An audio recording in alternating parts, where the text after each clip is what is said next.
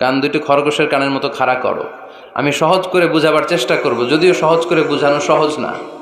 সহজ করে কইতে আমায় কহজে, সহজ করে যায় না কওয়া সহজে, ঠিক কি না?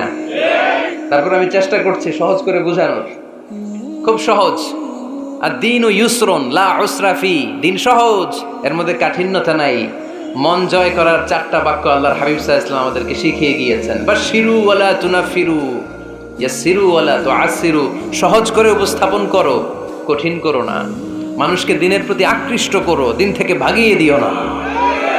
আমরা অনেকে দিন থেকে ভাগাই দেই, আছে না নাই?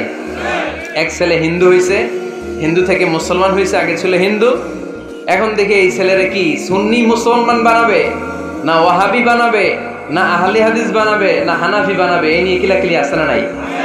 আহা, কি বিপদ! সে আগে হিন্দু আছিলাম, এটাই তো ভালো আছিলাম।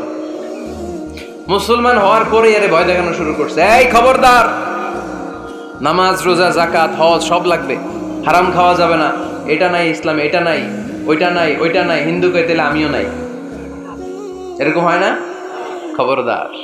আল্লাহ ছাড় দিতে চায়, মৌলবীরা ছাড় দেয় না, আছে না নাই? তো আমরা যেন কঠিন না করি। হালাল হারামের প্রথম মূলনীতি হচ্ছে basically everything in this world is হালাল। এই পৃথিবীতে যা আছে সবই হালাল। সব কি?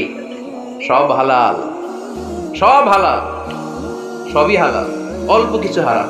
সুবহানাল্লাহ পড়ে। যদি এমন হইতো এই পৃথিবীতে যা আছে সবই হারাম, অল্প কিছু হালাল, খুব ভালো হইতো, তাই না? সুবিধা হইতো আমাদের। তা আমাদের সুবিধা করে দিলেন কে? সুবহানাল্লাহ পড়বেন না? বেসিকলি এভরিথিং ইজ হালাল। পৃথিবীর সব কিছু হালাল। আপনারা যদি কেউ কিছু বলে যে এটা কি হালাল না হারাম, আপনি হুট করে বলবেন আগে বলবো হালাল। যদি হারামের দলিল পাওয়া যায় তখন বলবো হারাম, ঠিক কি না? আমাকে যদি বলেন এটা হালাল না হারাম, আমি যদি বলি হালাল, আপনি যদি বলেন দলিল দেন, এটা আপনি ভুল বলবেন। কারণ কোনো কিছু হালাল করতে হলে দলিল লাগে না। কোনো কিছুকে হালাল বলে সাব্যস্ত করতে দলিল লাগে না। হারাম বলে যদি সাব্যস্ত করতে চান তখন দলিল লাগবে, তাও তেনা পেছানো দলিল দিয়ে হবে না, যেন তেন দলিল দিয়ে হবে, অকাট্য দলিল। এটাকে বলে আল আদিল্লা আল কাতঈয়া। অকাট্য দলিল লাগে কোনো জিনিসকে হারাম সাব্যস্ত করতে হলে।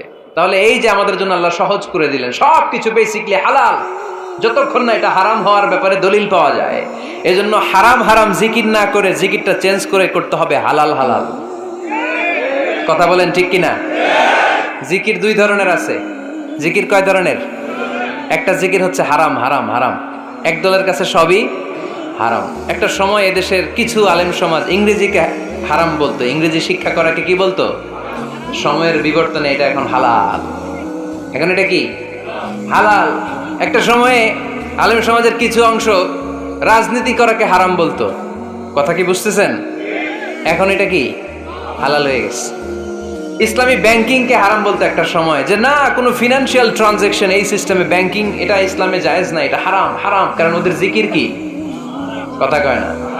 হারাম হারাম হচ্ছে এদের জিকির। একটা সময় ইসলামিক ব্যাংকিং হারাম ছিল, এখন এটা কি হয়ে গেছে?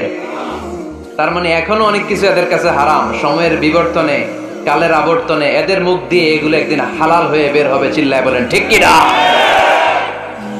এজন্য এই পৃথিবীর সবকিছু মূলত হালাল, যতক্ষণ না হারাম হওয়ার ব্যাপারে দলিল না পাওয়া যায়। হারাম করতে হলে দলিল লাগে, হালাল বানানোর জন্য দলিল লাগে না। আবার যেন তেন কোনো দলিল দিয়ে, ঠুনকো কোনো দলিল দিয়ে কোনো জিনিসকে হারাম করা যায় না। হারাম করতে হলে অকাট্য দলিলের প্রয়োজন হয়। কথা বুঝতে পেরেছেন? প্রথম মূলনীতি ক্লিয়ার সবার কাছে? আল্লাহর হাবিব সাল্লাল্লাহু আলাইহি ওয়াসাল্লাম বলতেন হালাকাল মুতানাত্তিউন, যারা মুতানাত্তিউন তাদের ধ্বংস, তাদের উপর আল্লাহ লানাত। সাহাবারা বললেন ইয়া রাসূলুল্লাহ, ইয়া হাবিবাল্লাহ, মান হুমুল মুতানাত্তিউন? মুতানাত্তিউন কারা যাদের উপর আপনি লানত দিলেন?